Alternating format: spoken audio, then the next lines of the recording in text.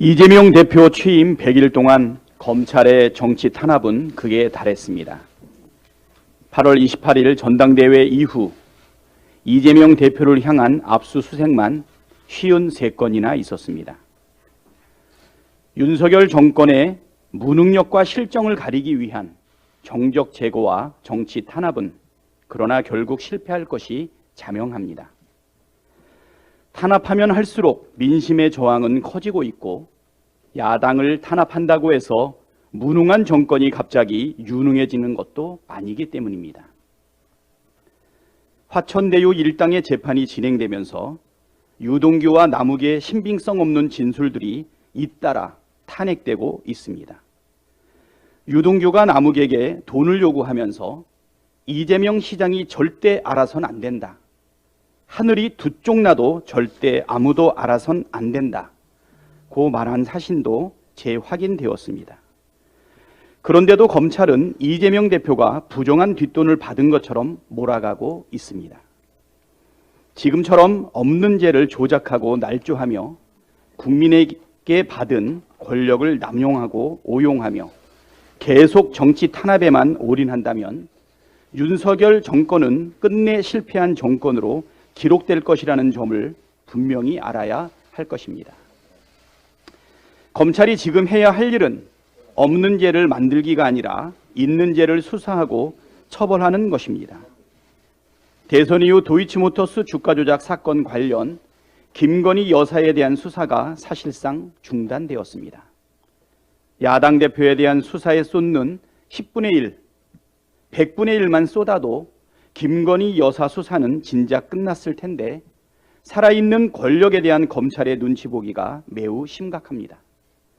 김건희 여사가 범죄에 연루되었다는 증거는 차고 넘칩니다.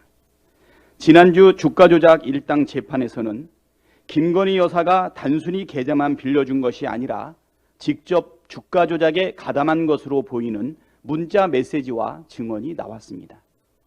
검찰이 이런데도 김건희 여사 수사를 하지 않는다면 있는 죄를 덮으려는 의도라고밖에 해석할 수 없습니다.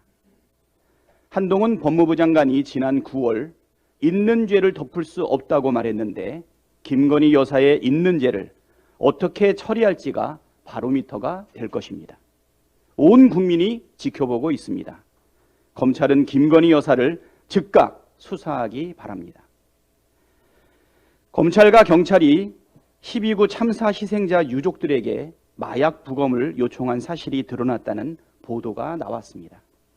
광주지검의 한 검사가 참사 이튿날인 지난 10월 30일 장례식장을 찾아 유족에게 부검 의사를 물었고 이 과정에서 마약 검사의 필요성을 언급했다는 것입니다.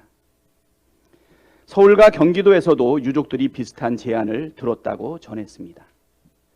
참사의 원인을 자신들의 잘못이 아니라 마약으로 몰고 가려는 의도가 담긴 폐륜 행위입니다.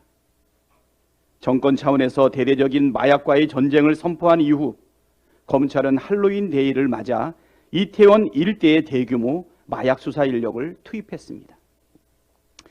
시민들을 보호해야 할 대상이 아니라 잠재적 범죄자로 취급한 것입니다. 그래놓고 참사 희생자에 대해 마약 관련성을 운운하는 것은 자신들의 책임을 희생자와 이름 모를 시민에게 덮어 씌우려는 비열한 행태가 아닐 수 없습니다.